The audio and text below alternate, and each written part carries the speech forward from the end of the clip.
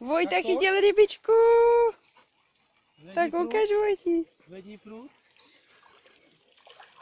Je tam? Malá, no to stačí. Koukej, to je veliká.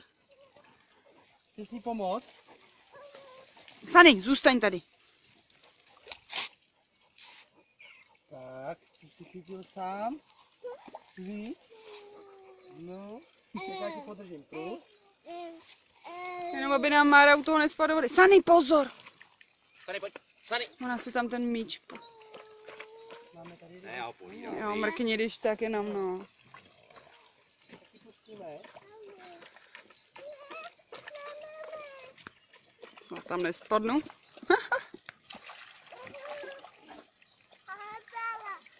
Pustíme to, sedí si na ten chod.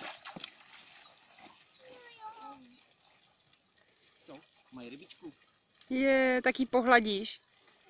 To je Je. čistěná rybička, Vojti. Malinká, viď? A barevná, viď? Červený ploutvičky má. Tak se podívej na maminku. Vojto, Je. pustíš ji sám? Tak ji vem do ruky. No, je klouže, jo? Tak ať se nebouchne o ten schod. Je. A je puštěná. No to mém. Tak Vojti, vítej mezi rybářema. Tak, pomalu po schodech nahoru. Pojď vylez to zase No. nahoru. Nebo můžeme sedět na těch schodech, jestli chceš, Vojto. Tak Vojto. Pláč, chyť si rybu. Budeš o tom vyprávět dědovi a babičce.